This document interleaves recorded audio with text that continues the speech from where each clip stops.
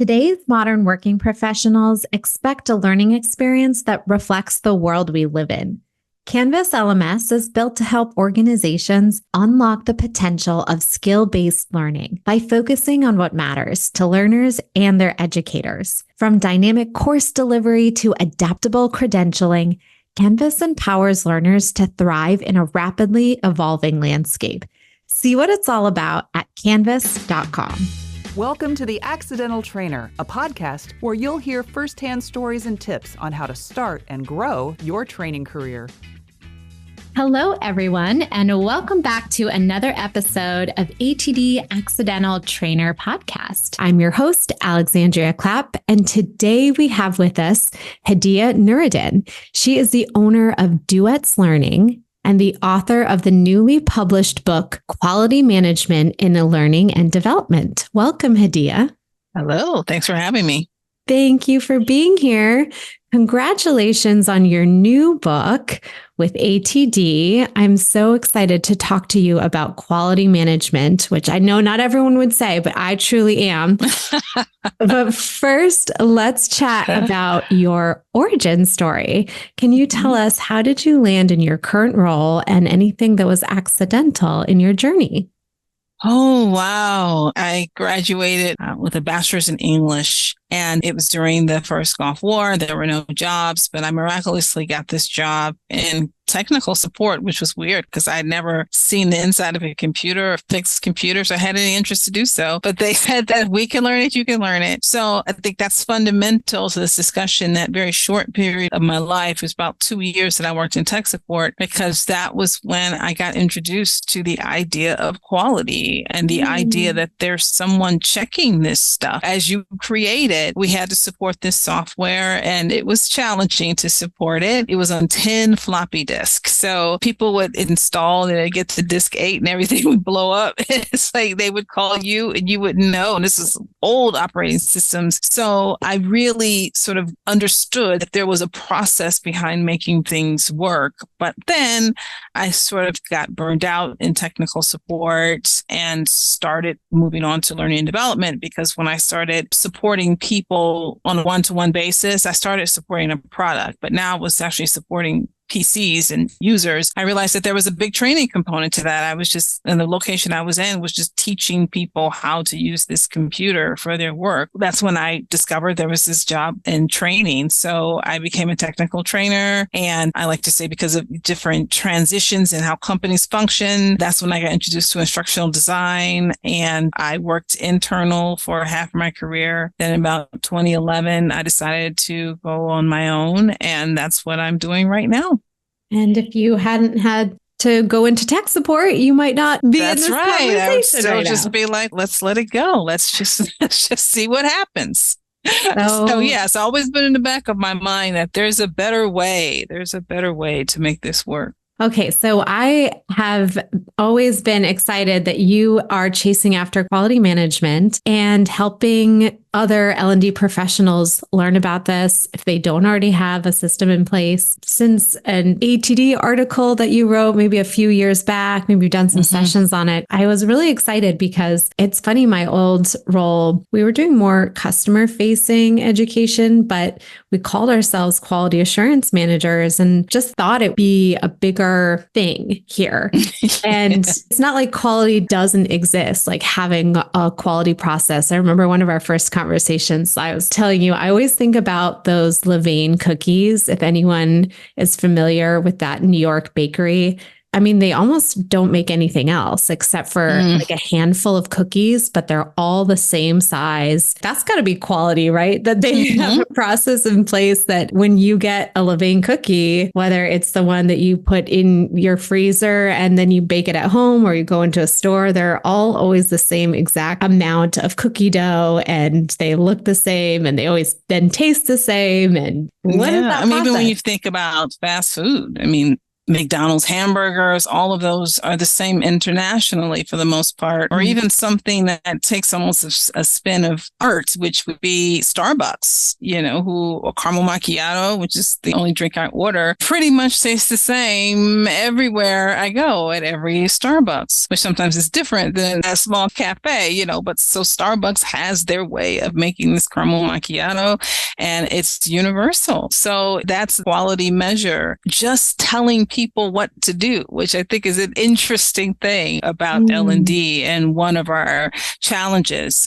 They know what's expected. They know what the output's supposed to be, and it's supposed to be this, and it's documented and it's accounted for, and they know the steps to get there. And that's how you get quality. Yeah. So that's a good place for us to start, reminding folks of what quality might mean in some different contexts, because for some reason, I feel like it gets lost for L&D, and I don't want to paint too wide of a brush and give L&D too much of a bad rap, but we should level set and define what we mean by quality management. And I know you'll include sort of the misconception in there. And then I will double barrel it with, why does this matter for L&D? So quality was looked at many definitions, and you would think that L&D was the only industry where there's all these different types of multi-level definitions for one term, but that's not true. Quality seems to have its own challenges with coming to a resolution of what a set of words mean. And so the one that I settled on after I saw repeatedly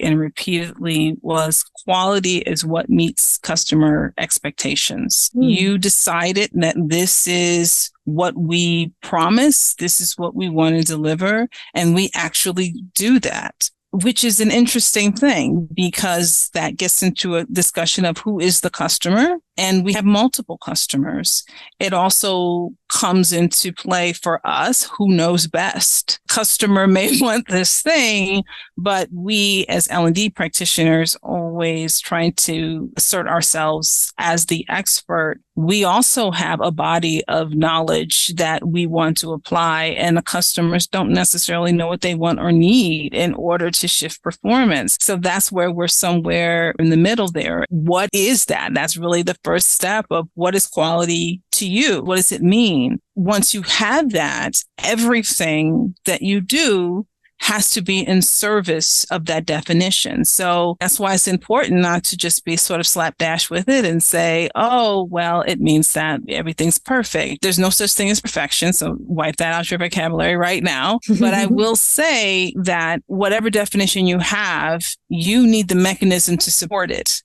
I stress that so you don't go off and make a definition that is impossible to meet. You could say quality are products that shift performance 100% of the time, or that are engaging to our audience so that we have a 100% completion rate, things like that. You have to now define engaging. You have to consider whether obstacles are in the way for your learners to get to 100%. So you have to really think about it in that way of what is a definition that we want to support. One that I use in my classes a lot when I talk about it is that we simply want to create authentic learning experiences, but then we have to define authentic. And then you could say, well, authentic or problem-based. So that's how you support that idea. That's quality to us. Quality is an authentic learning experience. And we do that through problem-based learning experiences, right? Now, all the decisions you make are in service of that definition. And that's what keeps the guardrails on a little bit. So we've defined quality management, talked a little bit about the why does it matter. I want to get even more explicit here, kind of talking about from a big picture perspective, these benefits of why it's worth it. Because I think, and I was trying to do some leading question of being like, people always like make the mistake, I think, of just assuming that it's checking for typos and errors. Right. And like, that's kind of the perception of quality. And maybe there's some like software development, what quality looks like there, and checking for bugs that kind of translates over to when you're checking your e-learning course. But that's just such a small piece to me. And I feel like there's an entire L&D function that would benefit from having these quality conversations. Yeah, absolutely. When I first started on this journey, That was all I thought about was the review process. That was it. First of all, in no job I had, we never talked about quality. We didn't even talk about instructional design. I don't know how the other people designed on my team at all. We were all just independent, doing our own thing, which allowed for a lot of freedom, but not for a lot of growth and a lot of knowledge and a lot of cohesion in our groups. But we never really, talked about it in that way. So anytime I would Google it or look it up, it would just always be checklist, and commas and missing this. And when I went through reviews with my clients, looking at my work, that's all we talked about was this typo here and this missing word there. So it's no surprise that that's what we think about when we think about quality. And that stuff needs to be found. Like you have quality management process. Everyone has a quality management process. I always joke that if you didn't have one, you would either be fired or promoted, right? So we all have one. The problem is, what is it focused on? And if it's focused on just a bunch of typos and it's not scalable, it's not repeatable, it's not high stakes, it's not really getting to the core of the issue, because I believe that those little things and I wouldn't call them little per se, but those things like typos and missing words are symptoms of a larger problem. I like to say that the person who compromised quality is not the instructional designer who forgot the comma. It's the learning leader who decided that 2 weeks was long enough to build a course. It's the learning leader who didn't create an environment where that person, that instructional designer, could build their skills, could come to you and talk about the challenges they were having, could go to anyone else and talk about the challenges, who built an environment where that wasn't possible. And so the end is just this search for commas. The environment that was created, the processes in which we work within, creates missing commas, not an instructional designer who is not careful, per se. And there's lots of research out there why you don't see your own mistakes. You're not looking for meaning, like your reviewers are looking for meaning. You aren't looking for meaning. You see things that aren't there. There's no process for any of this, but we just focus on, this, that, and the other. You must not care about quality, but that's just not how it works. That's a symptom of something bigger. I want to come back to that environment piece. I have a specific question later for maybe you are in a 2-week window and there isn't an external reviewer and what to do there. But I think a good place for us to start to define is, I know you went on a journey of defining even for yourself what is quality. So I want you to, the short, sweet version, kind of walk us through what these 5 processes are in a quality management system. Because you had just said, you might already actually have a system in place. Now, what that system looks like and if it needs some work in some of these areas, probably so. So maybe we can define those 5 processes. So I envision them as building blocks in that they are in some ways dependent upon each other, yet independent at the same time. I have them as building blocks because the way they build up on each other creates a stable system. And the blocks that are missing creates a problem for the stability of that system. So I always start at the top. Some would say, start at the bottom and build up. But I say you start at the top and support that thing at the top. The thing at the top is that mission.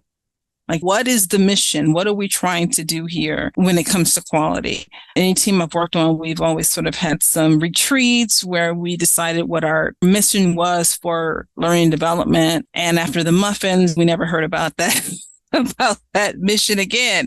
So this isn't that mission. This is very specific to quality of what you want to do. Now, there are some teams that work together for so long who all have similar skill sets, who already have great communication, where that may be enough.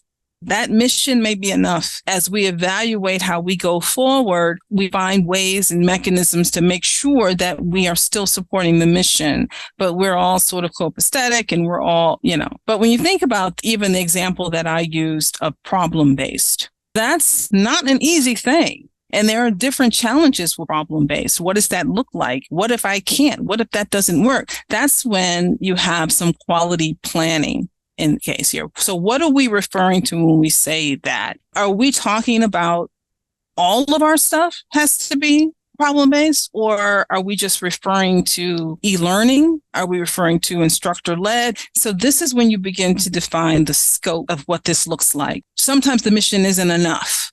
We have to be more specific here. Sometimes those two are enough, but you still have an unstable system in place. So now it needs more support, because I understand that we are creating problem-based learning for e-learning, but I still don't know what that means, or I know what it means, but do they know what they mean? We don't know. That's when you need the next level, which is quality assurance. And quality assurance these are the guidelines. It assures quality. And the only way you can assure quality is to explicitly say what it is, right? And so that's where the guidelines come into play. I advise people not to create a billion guidelines at first. Go slow, consider, test them out. And because they're going to be worked on collaboratively, they should be built collaboratively. This is not a time to settle scores or pet peeves, Oxford commas. This is not the time to do that. This is the time to think, how can we support? And again, we're not just randomly doing stuff.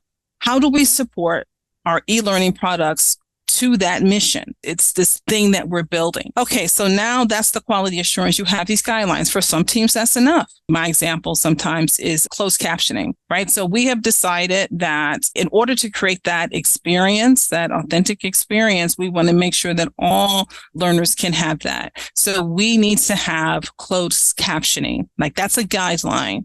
Great. That may be enough for some. But have you added that time to the project plan? Does everyone know how to add closed captioning? Does it have to be to all, or just some lines of business? Does it have to be in the alpha and the beta? All of those things, that is quality control. Quality control is what supports the guidelines, because it's really easy to go around saying, oh, we'll do this and we'll do that and we'll have this.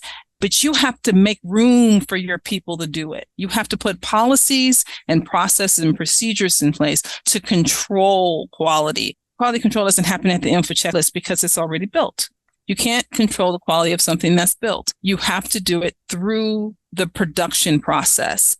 And that is what those policies and procedures for quality control are. So for some, that's enough. We have our mission. We know what our scope is. We know what our guidelines are, and we support those guidelines. The final layer is quality review. And quality review is making sure those guidelines were hit. Right. So that's sort of the pillar there. I would even argue that sometimes quality review, that we put all our work in, is, I won't say not needed, but often less of a focus, because just giving people an idea of what to accomplish and what to do matters. Now, I know that we're all professionals and we all know how to do instructional design, but from my examples where every job I had, and sometimes with my clients, I'm guessing what exactly is my style, right? Is this what they want? I'm guessing sort of from my experience. But if we had something that said, no, this is what it means, maybe not how it looks, but these are the features this should have. You decide what that means, but that makes it easier to onboard people, makes it easier to communicate to the organization what we're going to give to them and what they can expect. It's easier for transfer of power, easier to grow, to shrink. We can now shrink the scope if we need to. It just makes it so much easier to do that if it's being watched. That's another question as well, because you can build it. If no one's looking, it's not a set it and forget it. It's a living, breathing organism that will move into your house. Yeah. Like, as you're saying, you should be ideally like saving time and resources, maybe money. You don't have to go back and redo something because you're not catching it at that review stage, because it was defined way ahead in earlier stages that's something that you do. So it's been built into a process. I mean, it's almost like, how dare you hand somebody a checklist of things they should have done without giving them a list of things you wanted them to do. Give them these as they work through it. And I think this is what I love most about the idea. Is when I said I was guessing, it was because there were no guidelines. And so if you were to criticize my work, that work is based on just only my education, only my experience. So it is personal, because it is just me doing the best I can. But when you have these guidelines in place, then it's not about this person being a bad designer. It's about adherence to guidelines. And then management can say, how can I support you to meet these guidelines? And if they struggle to meet the guidelines, that's how you decide, where the talent is or not. But now you know what you're working towards. It's not just like, I don't like that. This is the guideline we set, and this is how we want you to meet it. And this is how we're going to support you. And if you can't do it, that's another discussion. Otherwise, it's building strengths towards this set of principles that they need to adhere to. I love it. And I hope it's empowering for some folks who are like, I'm in that position right now. I'm about to get this started. I want to go back to some of these steps in the process. So you gave a nice example of, hey, you're on a well-defined, aligned team. Everyone's working in step, has the same kind of rhythm of this is what quality means. But let's say that you are not in that right now. There needs to be some work to define quality. I'm curious, is this just L&D folks? Are there other folks from other departments or teams? And then I have all sorts of other iterations kind of tangentially related. Like, what if quality is defined elsewhere in the organization? Can you sort of leverage that as a starting point? Or I'll be honest and say many teams will not get past the mission point because they will not be able to decide together what that mission is, let alone the rest of the system. And I speak from experience of knowing what that challenge was. Now, of course, it was never presented to us in a holistic way. It felt more like control. It felt more like, I'm going to template you to death. And we want everything to look the same. And we resisted that 100%. We did not want that at all. So a lot of teams will not get past that point. And that's a big challenge. So what I would say is this is a time for L&D to own this function. We need to own learning and development. And I'm not implying that a lot of people aren't. I'm just saying that in my experience, we are a service, but sometimes we lacked our own identity. We lack understanding what our true value was to the organization, and we didn't sort of own it. So we decide what's quality for us. I would not invite others until it is already decided, and then we invite others in. When I say others, okay, I'll give you an example. So say I work in corporate learning. I am in charge of corporate learning, and we have a head of finance comes to me a lot for training requests, head of HR, heads of, all these heads of things. And these are the same people who have complained to me that we're too slow and there's too many mistakes. So these are stakeholders. These are people who are involved in it. We're going to come together with them, and we're going to decide this is for the organization. That is one route. That is one way of doing it. I would argue that first, what you should do is work with your team, because you don't want to promise something. They will start talking about spaceships. You don't want to promise something and you don't have a clear idea of really what's going on in your team. So I would argue that the first round needs to be completely internal among your group, and you need to fight through it, and you need to explain what consensus is. It is perfectly okay to say, me and the two team leads, we came up with this. We're going to get everybody's input, but we're going to decide what this means. You're going to have to step up and take that heat. But I think this is the big difference between just sort of laying it on people. The big difference is that you have to make sure that you're not creating something that you're not willing to support. So if you tell the team, this is what we're going to do, I promise I'm going to support you. This is how we're going to have guidelines. We're going to have all this. I'm going to support you as you try to work through this, as opposed to here it is, find a way to meet it. If you don't, you're in trouble, right? So once you have that idea, that framework, then I think it's a great idea to go out and begin socializing and talking to that head of finance and that head of this person and head of that person. And then maybe some of their input, and you make it clear what the input does. I'm not necessarily going to change it based on what you say. This is the input, and some of that can go into guidelines. Some of that can go into other areas as well. But I say that we own it as learning and development people, but it is a collaborative organization-wide effort, and they can be included, but you are the owner. L&D owns it, but you can do it a different way. That's just my opinion of how this can run, from being in that situation before and just showing up and talking to your team about stuff that's completely like, where'd you get that from?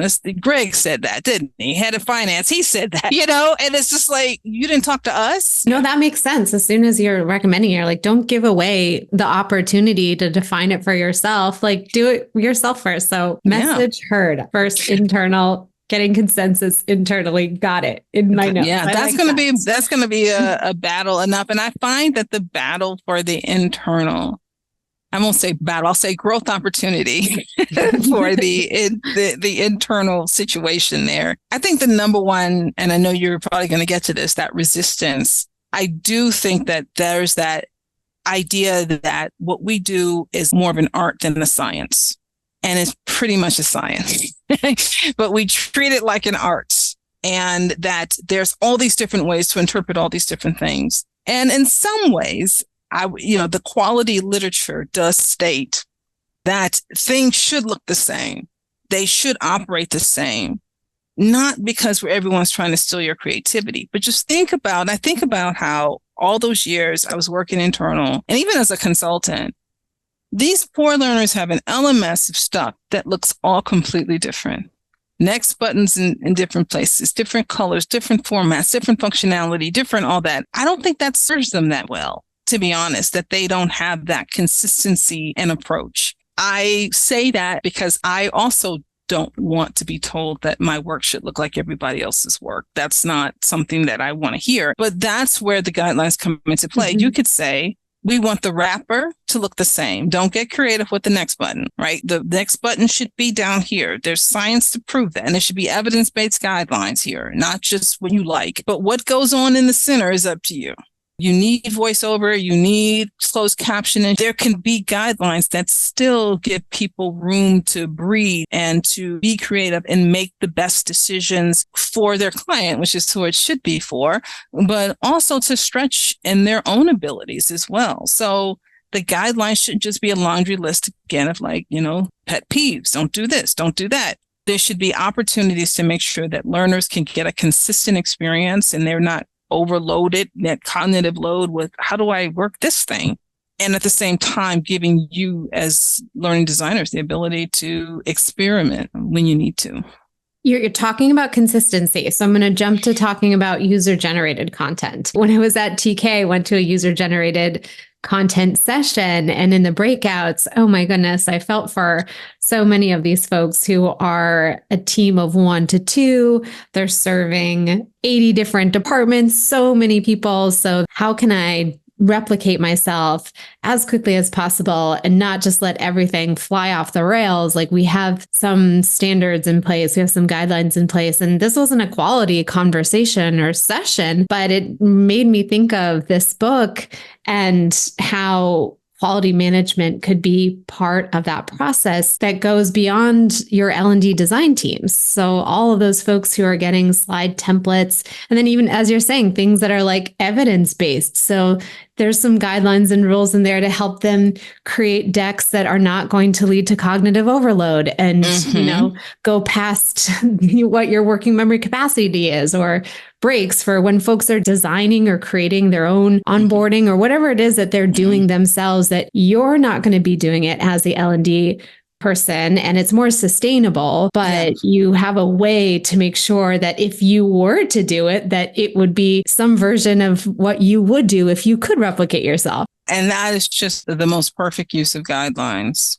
I've been in situations like that before. And as I reflect, I sort of think, wow, I was really asking people to do something that no one taught them how to do. No one gave them any insight on how to do it all. And I know, again, in my situations, I always was sort of led to feel like I was bothering people. Like, he only has 10 seconds to talk to you and you only get so much of his time. And it's always that learning and development. We talk too much, we give too much. And I argue that people want more information than less. Greg's job is to run finance. It's not his job to create training. I bet you anything that Greg would like some instructions and some real specific guidelines on how to do that. And although we're made to feel like we're bothering him every time we pass him in the hallway, I think that giving him something that makes sense. And again, you would have to decide, you don't use terms like cognitive load and all of these things and accessibility. You just say exactly what this has to look like. Now, I was in a class a while back. I was teaching a class and someone in the class said, we have all these guidelines. We have them all. And I'm surprised that other people don't. We have these guidelines. And I was like, oh, wow, that's great. That's wonderful. And she was like giving us some of the guidelines. And then, I looked at some of the work and it just reminded me that guidelines are still open to interpretation and that the evidence-based approach is so important. I remember she showed me a slide. The heading was in light blue on a white background. And I said, why is that happening? And she said, that is the guidelines. Like, that's the guideline. So even just having those guidelines and passing them out may not be enough, right? You are going to have to make sure that they're easy to follow, that they're explicit, that they're evidence-based. Maybe not just use this header, but make sure that the colors make sense. So there's still some heavy lifting that you would have to do. And I say all that to say that just sending out the guidelines doesn't mean you're going to get back these perfect courses. I don't think that at all, because again, you're asking them to dabble in a skill set that most of us don't even have graphic design backgrounds, let alone, Greg in finance. So you have to, there's like a testing that happens where you have to say, if they could do these 10 things, I'd be happy. I'll clean up the rest. If they could do these 10 things, if I could really harp on them, and then next year, 15 things, next year, 20 things, and then my load will begin to lessen. My tools will get better. I will equip them better. It's just always being sort of engaged in this continuous improvement of not just the products your company is creating, but of the process. It's never done. It will lay dormant occasionally, but you're always thinking, how can I be clear about this guideline? Is it too much? Is it too little? What do I need to add? Do I need to give examples? Here's a slide that looks good. Can you mimic something like that? I mean, if it has to go that far, it does. But trust me when I say they want more information than less.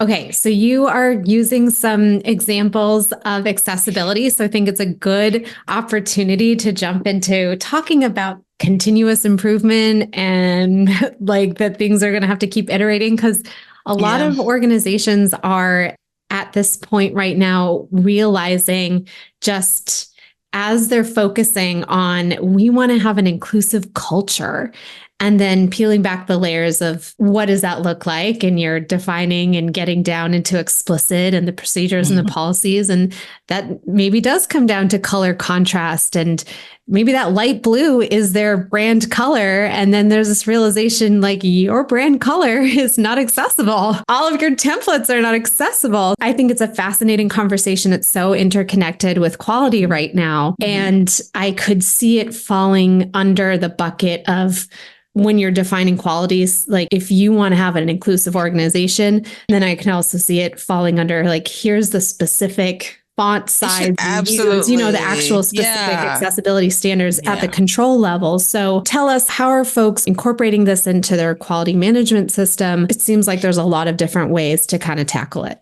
I recommend it be a guideline and that supports your greater mission. I would also argue that part of the challenge around it is that, or I won't say challenge, I would say it may be a little, you have more backing for that. It's one thing to say, this is the guideline to make a class engaging.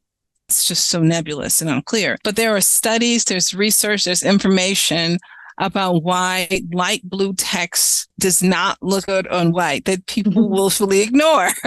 So this is, again, when L&D steps in and says, look, we have the research. You have to stop this. Because a lot of times it's a challenge with marketing, the marketing department, who feels as though we need our brand colors inside of an organization when they already know they work there. But anyway, we need to be able to say, this is not a poster. This is a course. This is a learning experience. And so that's when we need to step up and do that. And I do think that this type of work adds a little bit more legitimacy to us.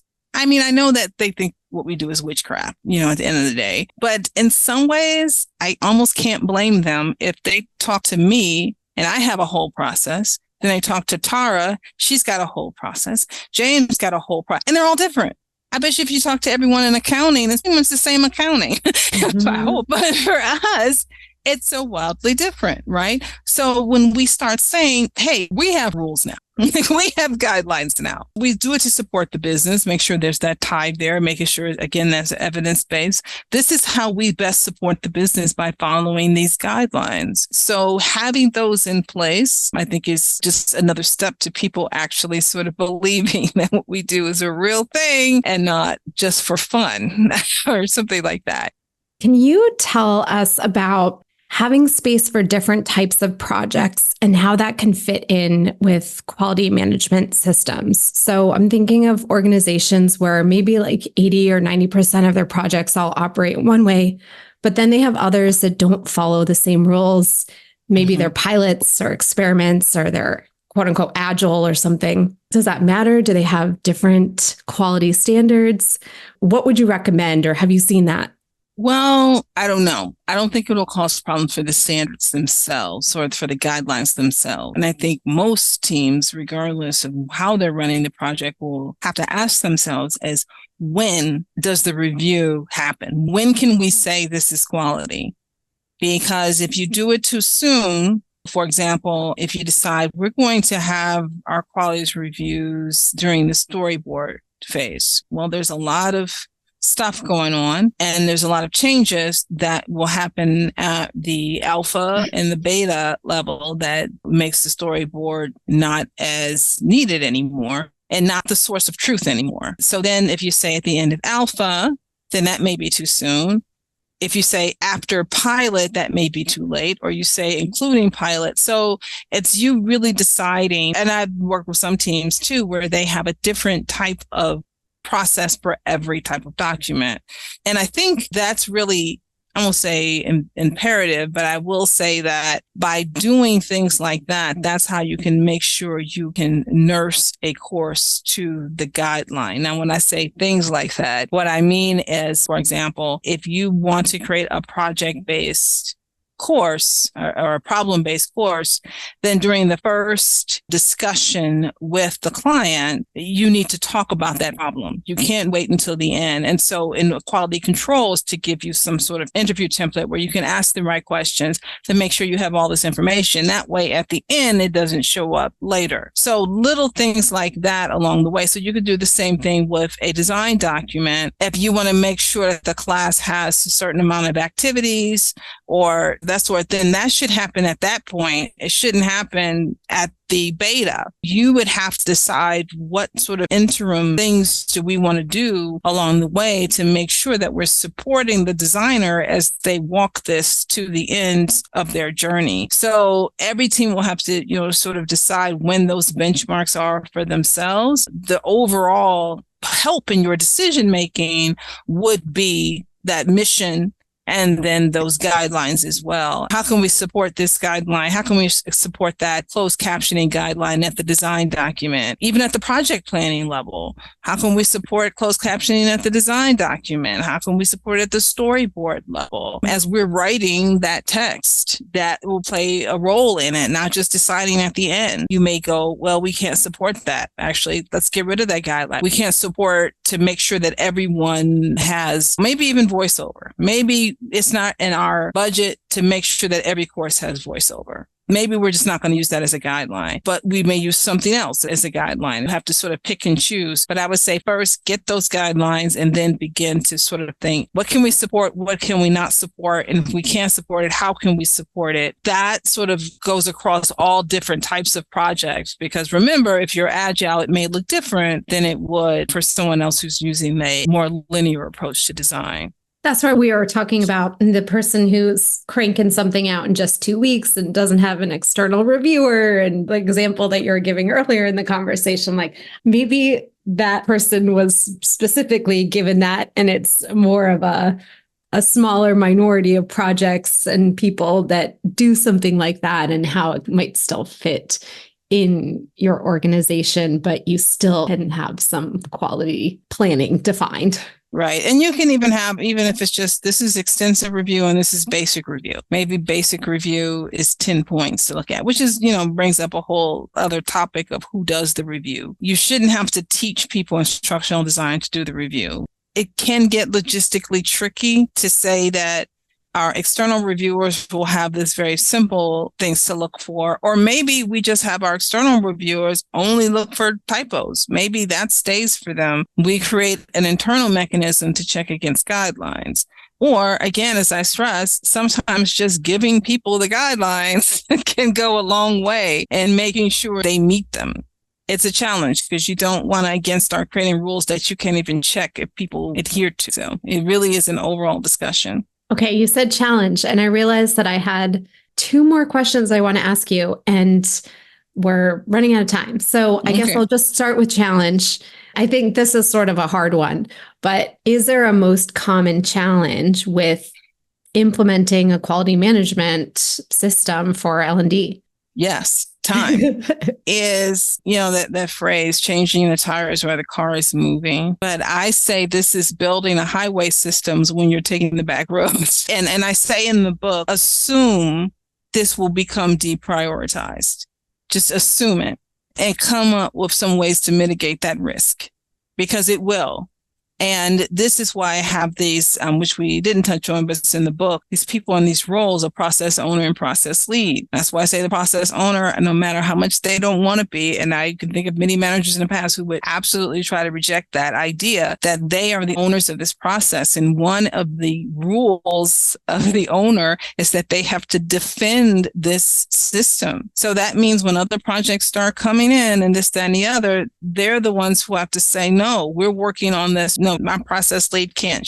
She has to work on this because this is a priority for us. Senior instructional designer may not have that type of power to do it. But if the process owner sort of anoints this person as, process lead, and they work together to sort of guard around it, it's a higher possibility that it could be done. But time is definitely, and I also say in the book, there is no good time. Oh, this is a good time to do it because another project's going to just come right in, or some other cataclysmic event could happen that could derail that. The time is now. And you have to come up with ways, how can we mitigate the fact that we have these other priorities, because this is supposed to make our life easier. How can we prioritize this against other things? Okay, let's close out this quality management conversation with, what is a quality first mindset? To me, the quality first mindset is the engine behind all of this. I'm not going to lie. I can skew pessimistic. I definitely can. And so I would probably be the first person who would keep saying, if we can, if this is possible, if that's possible. As soon as you start saying if, you begin to close off so many possibilities. And so as I was going through this, I realized that questions should just always be how. How. So that means shrink the scope. That means broaden the scope. That means work with just one line of business. That means just work with one designer. It's how. And that quality first mindset is the key to that, because it puts quality above all things. Our goal is not to finish courses. Our goal is to shift performance through quality learning experiences. That is what we are brought on to do, not to just get to the finish line. At first, we all start off that way, but eventually that urge, that need to finish supersedes quality many times. And this is a way to stop that. It's to the best of our ability and say that, quality is the most important thing. This is our role. This is our job. And I would say that when you're in those discussions, get rid of the word if and really just focus on how.